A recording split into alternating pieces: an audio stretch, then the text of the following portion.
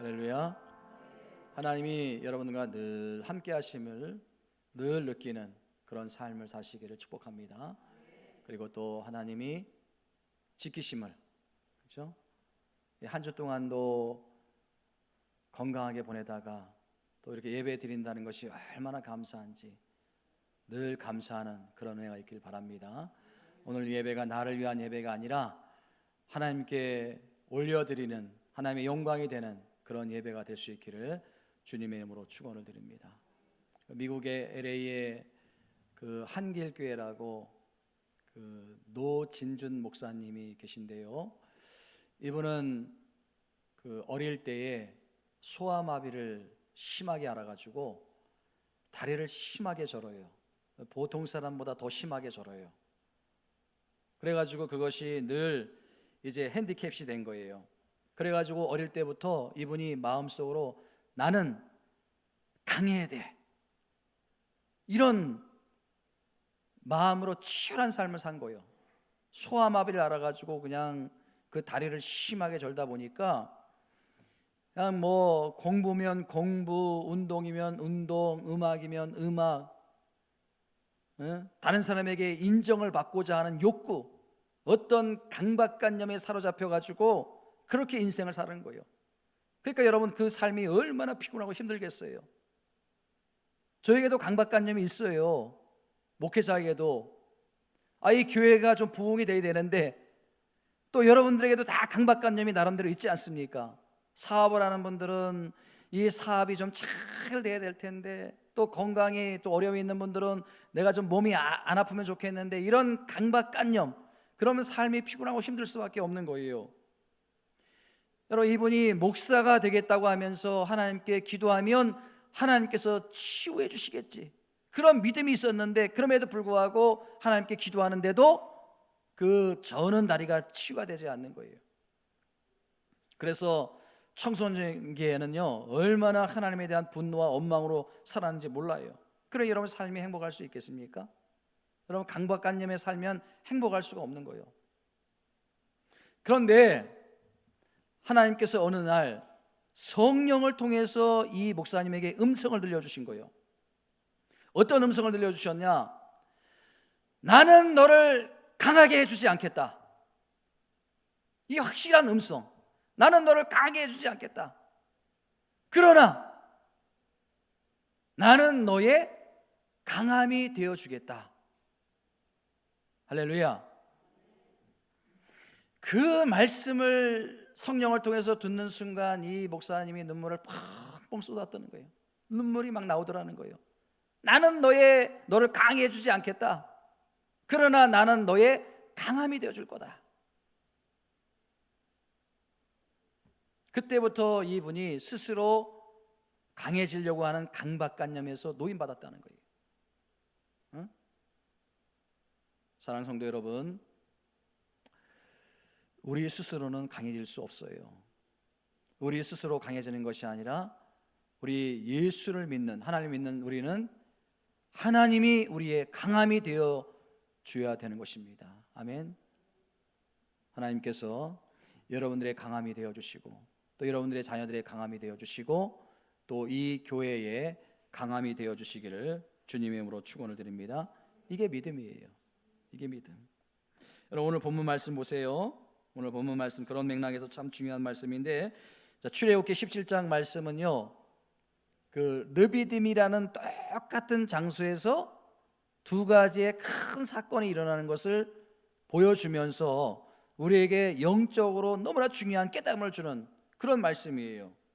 여러분, 한번 보세요. 이 출애굽기 17장에는요 두 가지의 큰 사건이 나오는데, 1절부터 7절까지 말씀에서는요 마시는 물에 대한 말씀이 나오고, 또 이제 8절부터 16절까지 말씀은 어떤 말씀이 나옵니까? 전쟁에 대한 말씀이 나오는 거예요. 전쟁에 대한 말씀. 근데 여러분 보세요. 17절 말씀을 천천히 읽어보시면요, 어떤 사람은 이 그 르비딤 땅을 무리바 땅으로 바꾸고, 또 어떤 사람은 그 르비딤 땅을 여호와 니시의 땅으로 바꾼다는 거예요. 여러분, 이 무리바라는 뜻은 히브리어로 다툼이란 뜻이 있어요. 그리고 여호와 니시는 어떤 뜻이 있는가 하면 여호와는 나의 깃발, 여호와는 나의 승리라는 뜻이 있어요. 그러니까 여러분 보세요. 똑같은 지역이에요. 똑같은 장소예요. 르피딤이라는 곳에서 두 사건이 일어나는데, 한 땅은 무리바, 원망과 불평과 다툼의 땅이 되고, 또 어떤 사람들에게는 그것이 여호와 니시, 기쁨과 승리의 땅이 된다는 사실이에요. 여러분, 똑같은 지역에서 똑같은 상황을 만났는데 어떻게 이렇게 다를 수 있을까? 여러분, 이 자리에서 우리가 똑같은 목사에게 똑같은 말씀을 듣고 있어요. 그때 어떤 사람은요, 너무 지루해가지고 그냥 병든 나처럼 꾸벅꾸벅 졸는 사람이 있는데, 또 어떤 사람은 눈이 초롱초롱하게 저를 뚫어지게 바라보는 사람이 있어요. 여러분, 왜 그런 완전히 반대 결과가 나타나느냐? 무엇을 바라보느냐, 무엇을 믿느냐에 따라서 우리 삶이 이렇게 달라질 수 있다는 거예요. 에? 무엇을 바라보느냐에 따라서, 무엇을 믿느냐에 따라서 우리의 삶이 때로는 지옥이 되기도 하고 때로는 천국이 되기도 하는 거예요. 오늘 이 시간 드려지는 예배를 통해서 여러분 마음 가운데 하나님이 주시는 기쁨과 평강이 넘쳐나기를 주님의 이름으로 축원을 드립니다. 여러분, 지금 이스라엘 백성들이 걸어가고 있는 삶의 자리가 어떤 자리입니까? 우리가 읽진 않았지만 출애굽기 13장과 14장의 말씀에 의하면 지금 이스라엘 백성들의 삶의 자리가 광야예요.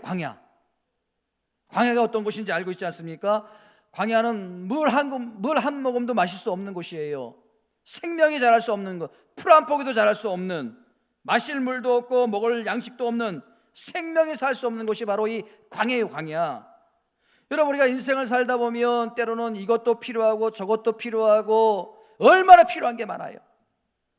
그런데 이것도 없고 저것도 없고 아무것도 없는, 아무것도 안 되는 그런 광야에 홀로 서 있는 기분이 들 때가 얼마나 많이 있습니까?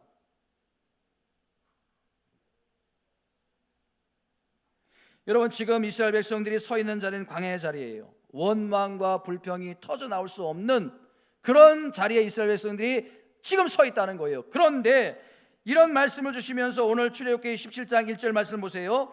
이 말씀이 어떻게 시작되는지 같이 한번 읽어보도록 하겠습니다. 큰 소리로 시작. 온 회중이 여호와의 명령대로 신광야를 떠나 그 노정대로 행하여 르비딤의 장막을 쳤으니 백성이 마실 물이 없는지라. 여러분, 성경은요 그냥 뭐 북 가는 대로 쓰여지는 게 성경이 아니에요. 성경은요 아주 치밀한 구조를 갖고 있어요. 여러분 따라합니다. 성경은 뺄 것도 없고 보탤 것도 없다. 아멘. 이단들이 보면요 성경은 자꾸 보태요, 자꾸 빼요. 근데 성경은요 성령의 감동을 통해서 완벽하게 조금도 흠이 없이, 조금도 실수도 없이 완벽하게 만들어진 게 성경이에요. 성경. 그러니까 이 성경이 얼마나 치밀합니까? 그러니까 여러분 이 치밀한 성경 말씀을 읽을 때는요 한 글자도 여러분들이 놓치면 안 되는 거예요. 여러분 오늘 본문에 그 17장 1절 말씀을 다시 띄워주세요. 17장 1절 말씀에 보면요 이 모든 단어와 모든 표현들이 한 단어에 집중하고 있어요.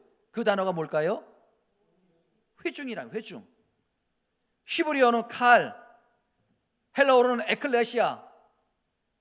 그러니까 하나님의 은혜로 구원을 받고 하나님을 찬양하고 하나님을 예배하고 하나님께 영광을 올려드리는 공동체가 바로 칼 공동체, 에클레시아 공동체인데, 오늘날로 말하면 교회, 오늘날로 말하면 이 자리에 앉아있는 여러분 회중, 성도. 그러니까 여러분 보세요. 온 회중이 누구의 명령을 따라? 하나님의 명령을 따라 신광야로 떠나서 가고 있다는 거 아닙니까? 그리고 하나님의 명령을 따라 온 성도가 장막을 치고 있다는 거 아닙니까? 여러분 지금 이 표현을 보면요 이스라엘 백성들이 온 회중이 하나님의 명령을 따라 살고 있다는 것을 아주 분명하게 가르쳐주고 있는 거예요. 새 동사 보십시오. 새 동사가 나와 있는데 이스라엘 자손 온 회중이 여호와의 명령대로 신광야를 떠났다는 거예요. 조상 대대로 머물고 있는 그 땅을 떠날 수 있겠습니까? 근데 하나님이 떠나라고 하니까 떠난 거예요. 누구의 명령을 따라? 하나님의 명령을 따라. 그리고 또 두 번째 단어가 행하여. 하나님이 가라고 하니까 그냥 가는 거예요. 순종하는 거예요. 온 성도가 마음을 향해서 함께 나가고 있는 거예요. 그리고 세 번째는 뭐예요? 장막을 쳤다. 장막을 쳤다는 거예요. 여러분, 하루라도 빨리 이스라엘 백성들이 가고자 하는 땅이 어디예요? 가나안 땅이에요. 그러니까 발걸음을 저쪽에서 막 가고 있는데 구름이 멈췄어요. 구름 기둥이 멈췄어요. 불 기둥이 멈췄어요. 그러니까 하나님께서 멈추라고 하는 거구나. 그래서 거기서 텐트를 치고 멈춰섰다는 거예요. 그러니까 여러분, 이 말씀 17장 1절 말씀을 여러분들이 계속해서 읽어보면 어떤 의미가 깨달으냐 하면 이스라엘 온 회중이 지금 하나님의 말씀에 이끌려가고 있다는 거예요. 하나님의 말씀에 이끌려가고 있다는 거예요. 제가 기도원에서 이 말씀을 이렇게 묵상하는데 우리 교회 온 성도님들이 이렇게 하나님의 말씀에 이끌려 하루하루 살아가면 얼마나 좋겠는가. 에?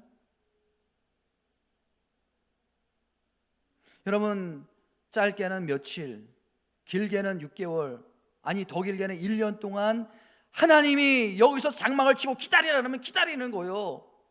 하나님이 가라고 하면 가는 거예요. 하나님의 명령에 따라 이스라엘 백성들이 온 회중이 지금 움직이고 있는 거예요.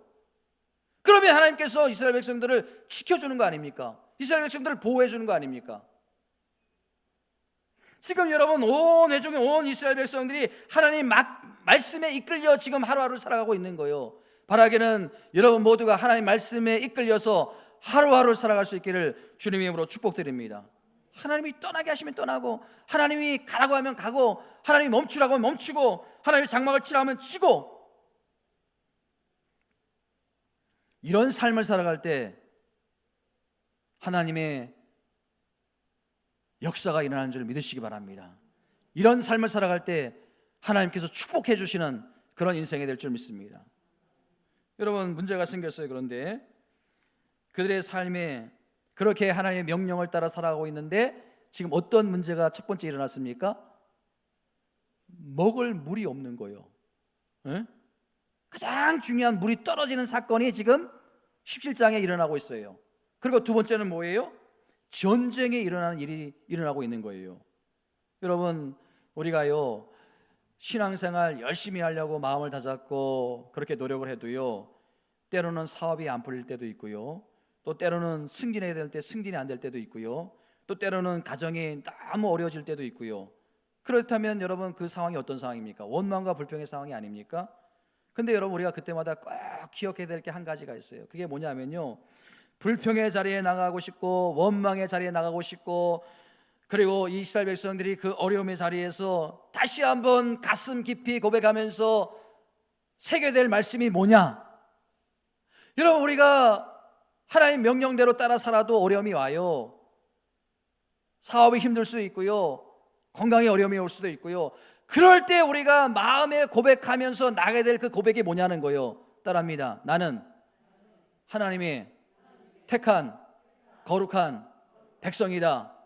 나는 하나님의 자녀다. 이 고백이 여러분 왜 중요합니까? 여러분, 이 고백을 드리고 있습니까? 여러분, 사업이 어려울 때, 직장이 어려울 때, 또 건강이 안 좋을 때 이 고백을 드리는 게 이게 왜 중요합니까? 지금 이스라엘 백성들이 왜 이 고백을 드려야 되는 거예요? 하나님의 자녀, 하나님의 택한 백성은 하나님께서 책임져 주신다는 거예요. 할렐루야. 여러분, 제가 누누이 말씀드리지만 우리 하나님은요, 우리를 망하는 길로 인도하는 법 없어요. 잘못된 길로 인도하는 법 없어요. 이사야서 43장 1절과 2절에 보면, 내가 너를 지명하여 불렀나니 너는 내 것이라, 두려워 말라. 내가 물 가운데로 지날 때도 내가 너를 지켜줄 것이고, 강을 건널 때도 강이 너를 침몰치 못할 것이고, 불 가운데로 지날 때도 내가 너를 지켜주겠다. 나는 대저 구원자 내 하나님이 됨이라. 하나님이 지켜준다, 하나님이 보여준다는 거예요. 하나님이 함께 하신다는 거예요. 여러분, 어떠한 어려움이 있든지 간에 흔들리지 않는 믿음의 확신을 갖는 저와 여러분들이 되시기를 주님의 이름으로 축원드립니다. 여러분, 집에 가셔서 한번 출애굽기 말씀을 한번 읽어보세요. 여러분, 하나님께서 이스라엘 백성들을 버리지 않는다는 증거가 한두 가지가 아니에요. 한두 가지가 아니야. 여러분, 그 증거가 무엇입니까? 구름기둥과 불기둥이 그 증거예요. 아니, 하나님이 이스라엘 백성들을 버리실 거라면 구름기둥과 불기둥으로 인도하겠습니까? 만나가 그 증거예요. 만나가, 하늘에서 내려오는 만나가. 여러분, 무슨 증거가 더 필요합니까? 여러분, 하루하루 살아가면서 무슨 먹을 것이 없어서 굶는 분 있어요? 만나 주시는 게 하나님이 우리를 버리신다는 증거예요. 메추라기가 그 증거예요. 목마르다고 하니까 그냥 바위를 쳐서 물을 터뜨리는 게 그게 증거예요.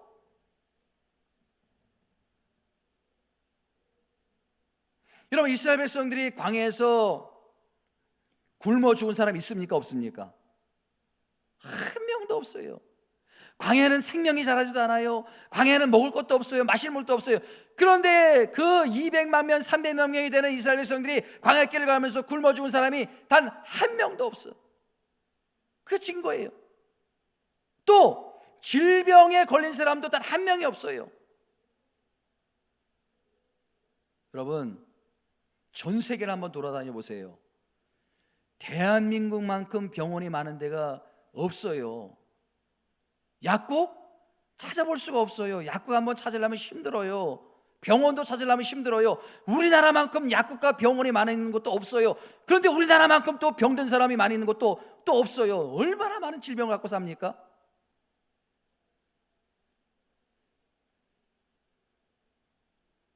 이스라엘 백성들이 그 광야 40년 동안 걸어가면서 병든 사람이 없어. 심지어는요, 발바닥에 물집 잡힌 사람도 없었어요. 발이 부러뜨린 사람도 없었다고 성경을 말씀하고 있지 않습니까?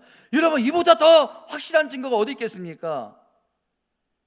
그러니까 여러분, 과거에도 그랬고 지금도 그랬고 앞으로도 하나님께서는 이스라엘 백성들을 거룩한 백성으로 택해 주셨기 때문에, 하나님의 자녀로 삼아 주셨기 때문에 하나님께서 끝까지 책임져 주심을 믿으시기 바랍니다. 여러분들이 바로 그런 사람들인 줄 믿으시기 바랍니다. 할렐루야. 근데 여러분 보세요. 이제부터 중요한 말씀이에요. 여기에 보면 말씀을 주시는데, 오늘 본문 8절의 말씀에 보면 중요한 단어가 딱 등장해요. 자, 8절 말씀 보시면요, 우리가 이 자막에는 못 띄워드리는데 8절 말씀에 보면 말씀이 어떻게 시작이 됩니까? 한번 보세요. 어떻게 시작이 되죠? 그때에. 자, 이 그때라는 단어가 참 중요한 단어예요. 바로 앞에 일어난 사건을 받는 이 단어가 그때 아닙니까? 그때. 앞에 어떤 사건이 있었다고요? 목이 말라, 물이 먹고 싶어. 근데 물이 없어. 이게 광야에서 굉장히 중요한 문제가 아닙니까? 그런데 그 사건과 지금 뒤에 나오는 사건의 간격이 거의 없는 거예요. 시간차가 없는 거예요. 그때 곧 바로. 그러니까 여러분, 이게 무슨 의미냐 하면요, 앞에 일어난 사건도 굉장히 우리 인생에 중요한 사건이지만 뒤에 일어난 사건이 우리 인생에서 더 중요한 사건이다라는 것을 가르쳐주기 위해서 그때라는 접속사를 지금 넣고 있는 거예요. 시간차를 두지 않는 거예요. 시간차를. 그러니까 무슨 말인가 하면요, 지금 목이 말라가지고 물을 달라고 해가지고 하나님께서 반석을 쳐서 물을 먹였어요. 하나님께서 이렇게 책임져 주신다는 거예요. 하나님께서 이렇게 인도하셨다는 거예요. 하나님께서 그렇게 어려운 문제를 해결해 주셨다는 거예요. 그렇다면 그 하나님께서 그렇게 해결해 주신 확신과 믿음을 가지고 더 큰 문제가 올지라도, 더 어려운 문제가 올지라도 믿음으로 그 문제를 해결하라는 하나님의 사인이 지금 이 그때라는 단어에 들어있는 거예요. 여러분, 좀 어렵지요? 어려워요? 자, 여러분 보세요. 지금 앞에 1절부터 7절까지 문제가 마실 수 없는 물에 대한, 이게 굉장히 큰 우리 문제가 아닙니까? 여러분, 물이 없으면 살 수 있어요? 없잖아요.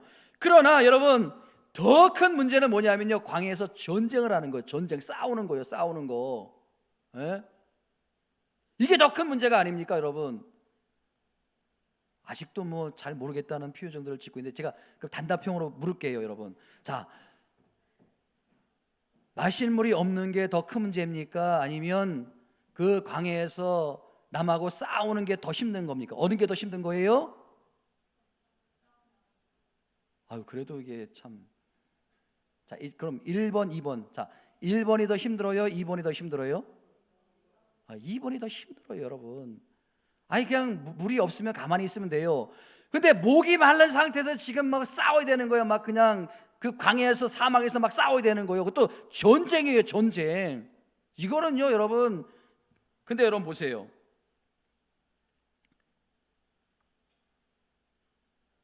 그때의 전쟁이 일어났는데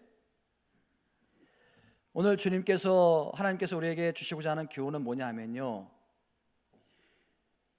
그 물의 문제를 내가 너희들에게 해결해 주었는데 전쟁이 일어났다고 해가지고 너희가 걱정할 필요가 없다는 거예요. 물 문제도 너희가 믿음으로 극복했으면 전쟁의 문제도 너희가 얼마든지 믿음으로 극복해봐라.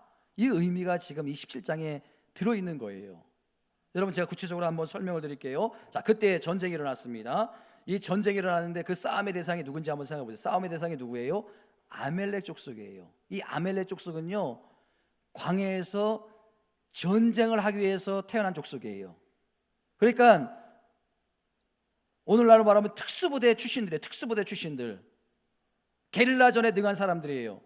그렇다면 여러분, 이스라엘 백성과 이 아멜렉 족속이 싸우면 누가 이기겠습니까? 100번 싸워도 1000번 싸워도 이스라엘 백성들이 이길 가능성이 0%야.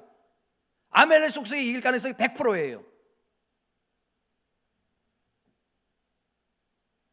근데 그 강한 대적을 앞에 놓고 백성의 지도자인 모세의 반응을 보십시오. 9절 말씀 보세요. 9절 말씀. 자, 9절 말씀 함께 읽어봅니다. 시작. 모세가 여호수아에게 이르되 우리를 위하여 사람을 택하여 나가서 아멜렉과 싸우라. 자, 여러분 보세요. 모세가 지금 이제 젊은 여호수아에게 뭐라고 말합니까? 우리를 위하여 사람을 택하여 나가서 아멜렉과 싸우라. 여러분, 세상에 이렇게 무책임한 지도자가 어디 있습니까? 에? 자기 혼자 살겠다고 자기 후방으로 쏙 빠지고 죽을 줄도 모르고 다칠지도 모르는 그 사지의 젊은 여호수아, 경험도 없는 여호수아를 나가서 싸우라게 하고. 근데 여러분 보세요. 이게요, 참 재미있는 것은요, 성경을 여러분들이 읽어보시면 누가 이겼다고 그랬습니까? 자, 1번 아멜렉이 이겼다. 1번 이스라엘이 이겼다. 2번 누가 이겼습니까? 자, 1번 2번 어디예요? 2번 정답입니다. 이스라엘이 이겼어요. 그런데 참 재미있는 것은요, 여기에 보면 아니, 모세가 손을 들면 이스라엘 백성들이 이기고 손을 내리면 아멜렉이 이기고. 이러면 이게 믿어지세요? 저는요, 어릴 때부터 성경을 읽는데 이게 제일 안 믿어졌어, 사실은. 아니, 어떻게 전쟁을 하는 전쟁도 모세가 하지 않는데 모세가 손을 들면 이스라엘 백성들이 이기고 모세가 손을 내면 아멜렉이 이기고. 이게 여러분 동화 같은 이야기 아니에요? 어린애 장난 같은 이게 말이 아니에요? 생각할수록 이게 정말 말이 안 되는 거예요. 근데 여러분, 이게 정말 중요한 영적인 진리가 여기에 숨겨 있어요. 이게 얼마나 중요한지. 이제 이스라엘 백성들이 40년 동안 광야길을 걸어가는데 너희들이 이것만큼은 꼭 기억하라. 이거를 가르쳐주기 위해서 오늘 이 본문에서 오늘 14절 말씀 여러분들이 한번 보시면요, 14절 말씀 같이 한번 읽어보도록 하겠습니다. 모세를 하나님께서 부르셨어요. 모세를 부른 다음에 이게 얼마나 중요한 사건인지, 우리 인생에서 절대 잊으면 안 되는 사건인지 이걸 가르쳐주고 있는 거예요. 자, 같이 한번 시작. 여호와께서 모세에게 이르시되 이것을 책에 기록하여 기념하게 하고 여호와의 귀에 외워 들리라. 내가 아멜렉을 없이 하여 천하에서 기억도 못하게 하리라. 여러분, 하나님께서 모세를 부르십니다. 모세야, 모세야, 지금 이 사건이 너희 광야길을 걸었는데 너무나 중요한 사건이다. 이거는 너희들뿐만 아니라 그 후대의 모든 이스라엘 백성들이 꼭 기억하고 마음에 담아야 될 말씀이다. 뿐만 아니라 여호수아, 너도 마찬가지다. 이걸 후대에 계속 가르쳐줘야 된다. 그러니까 여러분, 이 사건이 얼마나 중요한 사건인지, 영적으로 얼마나 중요한 의미를 갖고 있는지 우리에게 가르쳐주는 말씀이 아닙니까? 그러니까 여러분 귀에 딱지가 않도록 가르치라는 거예요. 그리고 마음에 못이 박히는 것처럼. 그래서 제가 여러분 이 본문의 말씀을요, 제가 금요 기도회 때만 해도 벌써 한 3번 정도 한 것 같고요, 그리고 또 새벽 예배도 제가 한 2-3번 한 것 같고요. 그러니까 여러분 이 말씀이 얼마나 중요한지, 오늘날 우리에게도 이 광야 같은 삶을 사는 우리에게도 얼마나 중요한지 제가 여러분 귀에 딱지가 않도록 가르쳐주고 싶은 말씀이야. 그리고 여러분 마음에 꼭 박으라고 하는 말씀이에요. 이게 말씀이, 내 사랑하는 아들과 내 사랑하는 딸들아, 인생에 어려움이 오고 인생에 환난이 오고 인생을 살다 보면 좋은 일도 있고 나쁜 일도 있고 답답한 일도 있고, 그럴 때마다 너희가 어떻게 해야 되냐 하면 하나님을 향해서 두 손을 들어라. 두 손을 들어라. 두 손을 높이 들으라는 거. 두 손을 높이 들으라는 거요. 그리고 두 손을 들고 하나님만 의지하고 하나님만 믿고 나가면 여호와 니시의 은혜가 반드시 너희들에게 있다는 걸 가르쳐주기 위해서 오늘 이 말씀을 기록하고 있다는 거예요. 사랑하는 성도 여러분, 여러분들의 자녀가 잘 되길 바라시지요? 할렐루야. 여러분들의 직장과 사업장이 잘 되길 바라시지요? 승리가 있길 바라시지요? 근데 왜 손을 안 듭니까? 왜 기도 안 하시는 거예요? 여러분, 옛날 우리 부모님들은요, 교회만 가면요 찬양 부를 때 항상 두 손을 들고 불러. 저는 그때 왜 부모님들이 이렇게 맨날 두 손을 들고 찬양 부르고 기도하는지 잘 몰랐어요. 오늘날 우리 부모님들 자녀들 위해서 두 손 들고 기도하는 부모 있습니까? 직장과 사업을 놓고 두 손 들고 기도하는 분들 있습니까? 어떻게든지 자기가 해보려고, 그냥 어떻게든지 자기가 세워보려고 자기 지혜대로 자기 재능 가지고 해보려고 하는데 안 되지 않습니까? 안 돼요. 그래서 이 말씀이 너무 중요한 거예요. 여러분 보세요, 이제 전쟁이 시작이 됩니다. 예?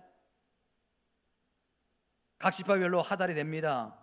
그리고 여호수아는 이스라엘 군대를 이끌고 나갔습니다. 그리고 이제 모세는 산에 올라갔어요. 근데 하나님께서 모세를 부르십니다. 모세야, 모세야, 너는 이제 손을 들어야 된다. 손을 들어야 돼. 이제부터는 손을 들어야 돼. 이제부터가 중요하다는 거 아닙니까? 이제부터가 중요하다니까 너는 손을 들어야 돼. 높이 들어라.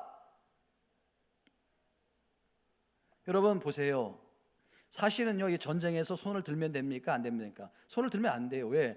손을 들면 항복하는 거 아닙니까? 이게 대장이 어떻게 손을 듭니까? 여러분, 대장이 손을 들면 안 되는 거요. 신순수건을 던져버리면 항복하였다는 의미 아닙니까? 근데 하나님은 이상하게 모세를 향해서 너 이제 손을 높이 들어야 돼 그러는 거예요. 손을 높이 들어야 돼. 그러니까 하나님께서 지금 모세에게 요구하시는 게 있는 거예요. 오늘날 우리에게 손을 들라고 하면 우리에게 요구하시는 게 있는 거예요. 그게 뭐예요?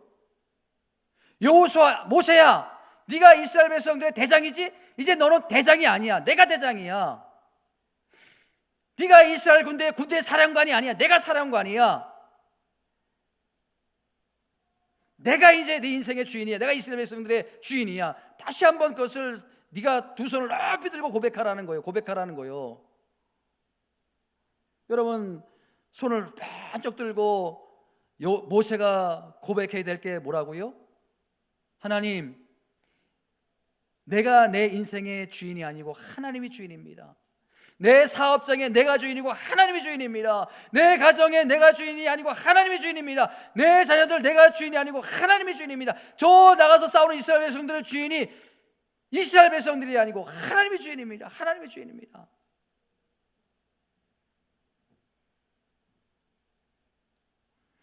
여러분, 그 고백을 모세가 드릴 때 바로 거기에 여호와 니시의 축복이 임하더라는 거예요. 할렐루야. 여러분, 모세가요 따지고 보면요 전쟁에 능통한 사람이요. 왜? 모세는요 애굽에서 40년 동안 훈련받은 사람이요. 애굽의 문화, 애굽의 군사법, 애굽의 교육, 애굽의 전략, 모든 것을 그 왕자로서 다 수학을 받은 사람이에요. 따지고 보면 여러분, 모세는 어떻게 보면요 굉장히 똑똑한 사람이에요. 그렇기 때문에 두 손을 들 필요가 없는 사람이요.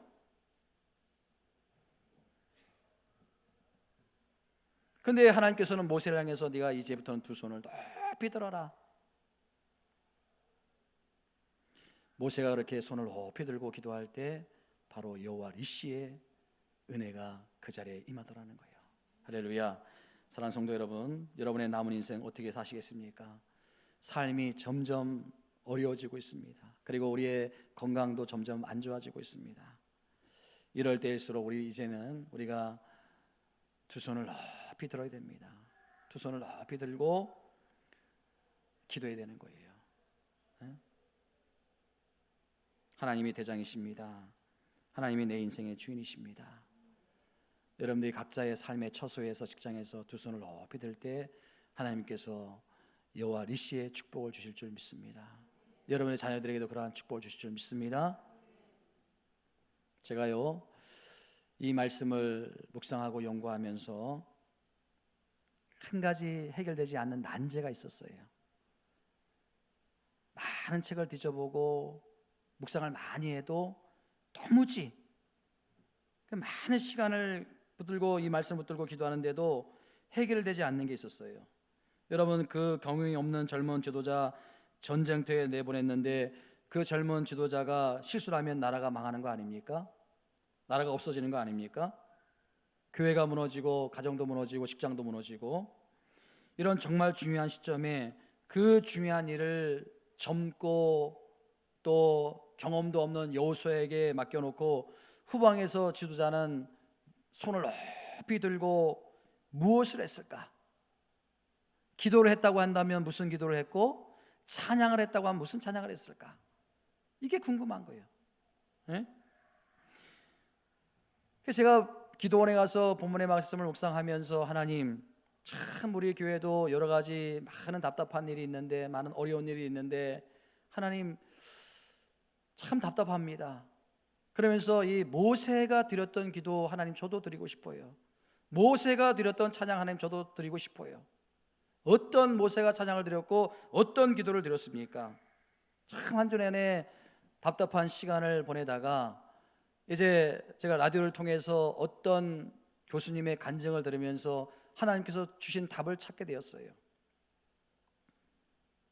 그 교수님은 신학생을 가르치는 신학대학 교수님이십니다. 그리고 그 강남의 한 호텔에서 이제 기독 실험 모임 그 CBMC라고 기독 실험 모임을 그 예배를 인도하시는 그 교수님인데, 거기에 보면 그 사업을 하는 분들이 한 50% 되고요. 무슨 뭐 변호사, 검사, 판사, 변리사, 뭐 법무사, 무슨 뭐 아나운서, 영화 감독, 탤런트 한 150명, 200명이 목요일마다 모여가지고 예배를 드린다는 거예요. 그리고 어떻게 하면 예수 그리스도를 증거할 수 있을까? 그게 목적이에요. 어떻게 하면 자기가 거하는 곳에 예수 그리스도를 증거할 수 있을까? 그래서 사회적으로 굉장히 바쁘신 분들이에요. 그럼에도 불구하고 그 목요일이 되면요, 뭐 지방에서 오시는 분들, 그 예배를 드리기 위해서 지방에서 오시는 분도 있고요. 뭐 의정, 뭐 무슨 뭐 인천 뭐 해서 뭐 1시간, 2시간 걸려가지고 그렇게 은혜를 받기 위해서, 그렇게 함께 그 말씀을 나누기 위해서 그렇게 모여든다는 거예요. 그렇기 때문에 이 교수님이 외국에, 뭐 지금은 이 교수님이 이제 아마 장신대 총장으로 아마 계신 걸로 알고 있는데, 외국에 나가시 않는 한은 자기가 그 모임을 한 번도 빠진 적이 없대. 너무 중요한 모임이기 때문에. 너무 중요한 모임이기 때문에. 근데 그 교수님의 아내 되시는 사모님이 아주 위험한 암 수술을 받게 된 거예요. 그래서 암 수술을 꼭 받아야 되는데 너무 급해가지고 이제 그 피치 못할 사정이 있어가지고 목요일 날 또 하필 목요일 날, 이 교수님하고 이 의사분하고도 잘 아는 관계예요. 그래가지고 또 배려를 해준다는 차원에서 7건의 암 수술이 있는데 그 아침 첫 시간을 잡아주신 거예요. 아침 첫 시간을. 그 첫 시간에 의사분들이 제일 정신이 맑을 때가 아닙니까? 실수를 안 할 때예요. 그리고 가장 어려운 수술을 제일 앞에 놓고 합니다. 그러니까 아침 6시에 수술실에 들어가가지고 7시에 수술을 해야 되니까 딱 그 예배 시간에 걸린 거예요.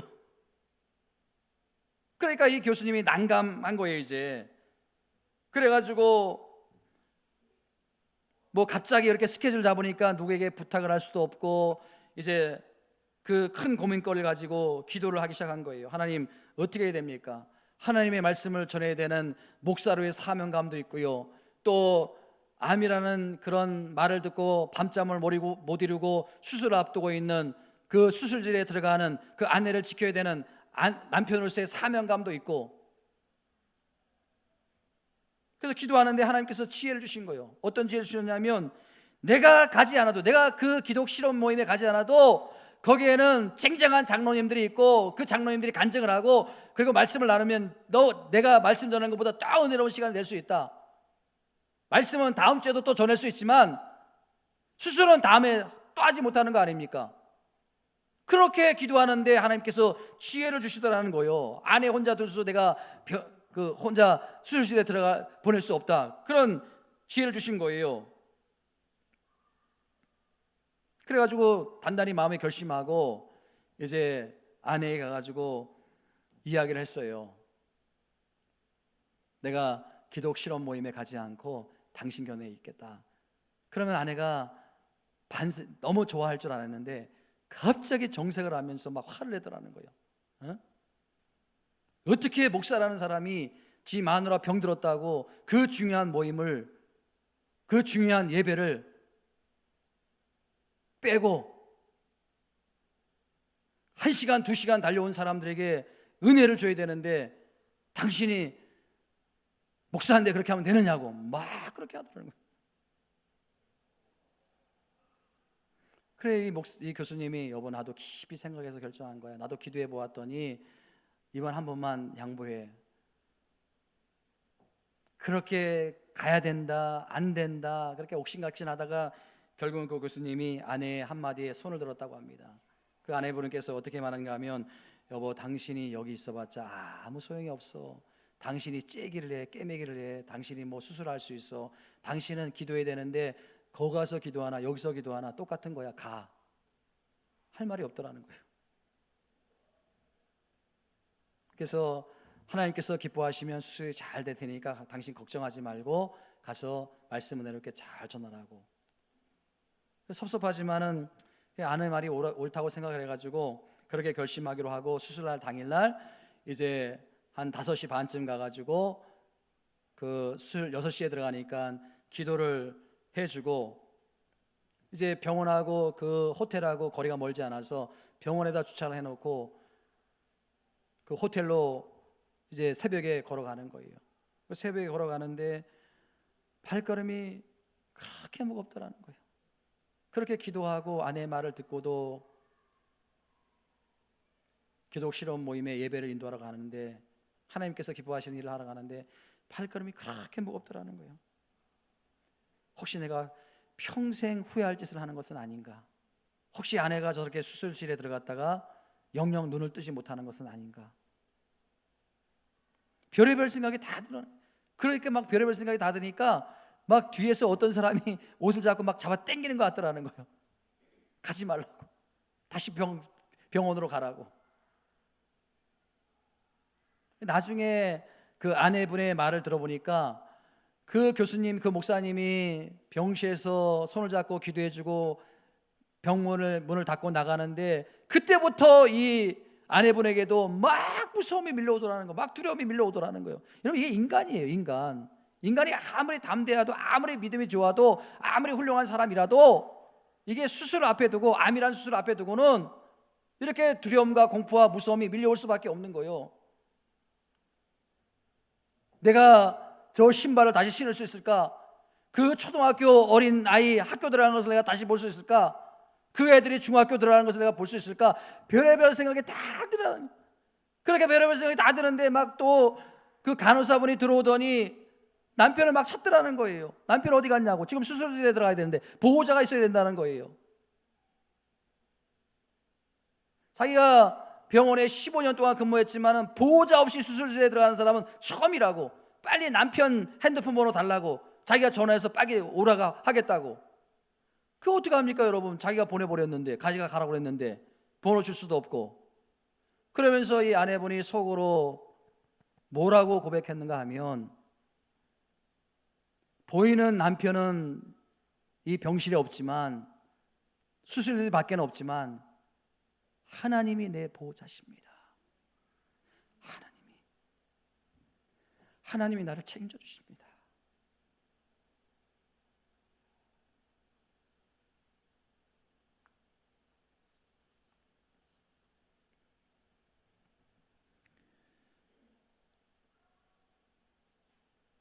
여러분, 그런 아내를 두고 가는 이 교수님이 얼마나 힘들었겠습니까? 그 발걸음이 얼마나 무겁겠어요. 그런데 그때 이 교수님에게 주셨던 그 장면이 바로 이 출애굽기 17장의 장면이었다는 거예요. 예? 여호수아는 지금 사지에 나가서 지금 싸우고 있고, 모세는 산에 올라가서 손을 들고 기도하고 있고, 지금 아내는 수술실에 큰 수술을 앞에 두고 지금 그 수술에 들어가고 있고, 자기는 지금 말씀을 증거하기 위해서 가고 있고, 딱 그 상황이 자기 상황과 너무나 딱 맞더라는 거예요. 그렇다면 그때 모세는 그 답답한 상황에서 어떤 찬양을 부르고 어떤 기도를 했을까? 지금 나는 이 답답한 상황에서 어떤 찬양을 하고 어떤 기도를 드려야 될까? 그때 주셨던 그 말씀과 찬양이 바로 시편 18편 1절 그 말씀과 찬양이었다는 거예요.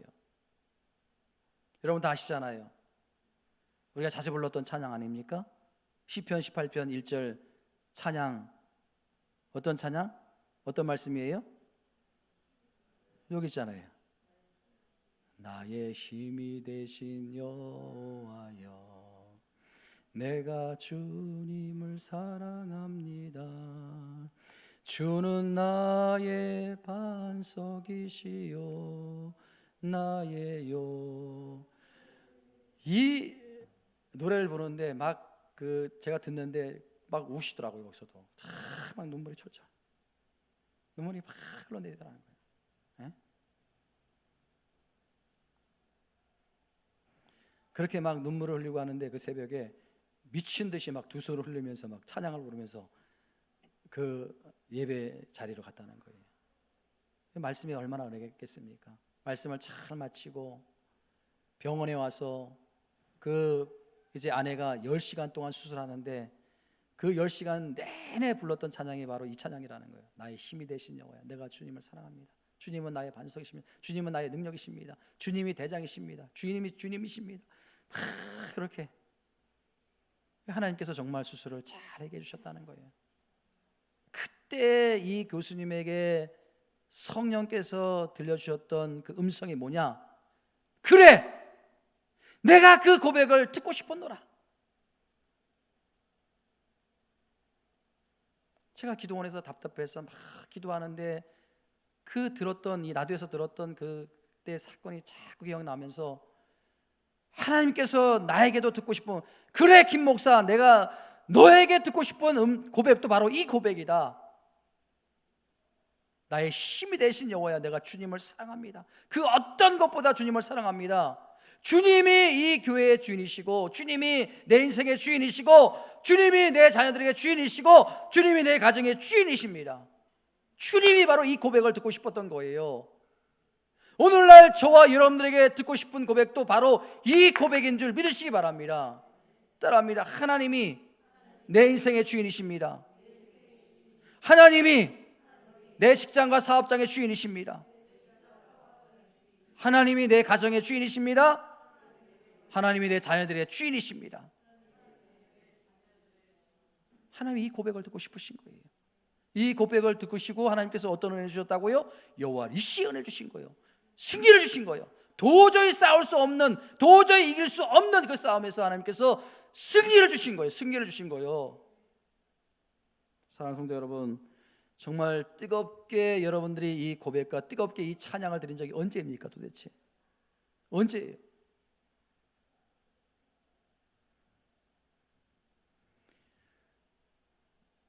여러분의 남은 인생 어떤 고백을 하고 사시겠습니까?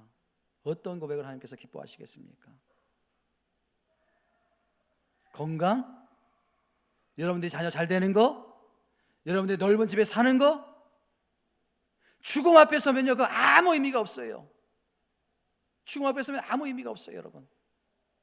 우리 하나님께서 여러분들을 통해서 평생 동안 받고 싶은 고백은 바로 이 고백이에요. 하나님이 나의 힘이십니다. 하나님이 나의 능력이십니다. 하나님이 나의 모든 것 되십니다. 또 하나님이 나의 대장 되십니다. 하나님은 나의 산성이시요, 나의 요새시요, 나의 피할 바이시요, 나의 구원의 뿌리십니다. 이 고백을 드릴 때 여러분 시편 18편인 여러분 1절과 2절이 이 고백이 아닙니까? 여러분 1절과 2절에 이 고백을 드릴 때 하나님께서 그 시편 18편에서 어떤 은혜를 주셨는지 여러분들이 한번 집에 가서 읽어보세요. 엄청난 은혜가 있는 거예요. 엄청난 은혜가 있는 거예요. 여호와 르시의 은혜가 있는 거예요. 바라기는 남은 인생 나의 힘이 되신 여호와여, 내가 주님을 사랑합니다. 그렇게 고백하며 달려나갈 때 여러분의 인생에, 여러분의 삶의 자리에, 여러분의 직장과 사업장에 여호와 르시의 은혜가 일어날 줄 믿습니다. 우리 함께 찬양드립니다. 오늘 말씀을 생각하시면서 나의 힘이 되신 여호와여, 내가 주님을 사랑합니다. 우리